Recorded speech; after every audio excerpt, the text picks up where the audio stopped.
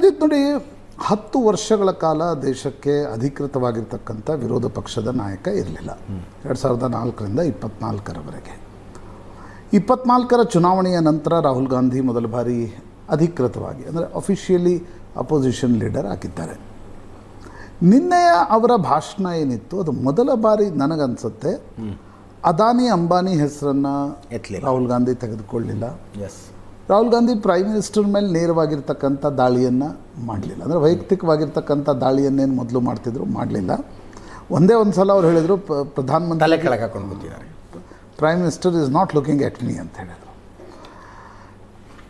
ಅದಕ್ಕೆ ಬಿಟ್ಟಂತೆ ಅನೇಕ ವಿಷಯಗಳನ್ನು ವಿರೋಧ ಪಕ್ಷದ ನಾಯಕರು ಸದನದಲ್ಲಿ ಪ್ರಸ್ತಾಪಿಸಿದ್ದಾರೆ. ಈಗ ಚೈನೀಸ್ ಇನ್ಕರ್ಷನ್ ಸಂಬಂಧಪಟ್ಟಂತೆ ಕಾಂಗ್ರೆಸ್ನ ಸ್ಟೇಟೆಡ್ ಪಾಲಿಸಿ ಇತ್ತು, ಅದನ್ನು ಅವರು ಪ್ರಸ್ತಾಪಿಸಿದರು. ಅದಾದಮೇಲೆ ಪ್ರಮುಖವಾಗಿ ಮಹಾರಾಷ್ಟ್ರಕ್ಕೆ ಸಂಬಂಧಪಟ್ಟಂತೆ ರಾಹುಲ್ ಗಾಂಧಿಯವರ ಹೇಳಿಕೆ ಏನಿತ್ತು ಅದು ಸಾಕಷ್ಟು ಚರ್ಚೆ ಆಗ್ತಾ ಇದೆ. ಯಾಕೆಂದರೆ ಒಬ್ಬ ವಿರೋಧ ಪಕ್ಷದ ನಾಯಕ ಚುನಾವಣಾ ಪ್ರಕ್ರಿಯೆ ನೋಡಿ, ನಾನು ನಿನ್ನೆ ಕೂಡ ನೀವು ಮಾತಾಡಿದ್ದೆ, ಚರ್ಚೆ ಮಾಡಿದ್ದೆ. 2 ಭಾಗಗಳಲ್ಲಿ ಅದನ್ನು ನೋಡಬೇಕಾಗತ್ತೆ. ಮೊದಲನೇ ಭಾಗ ಏನು,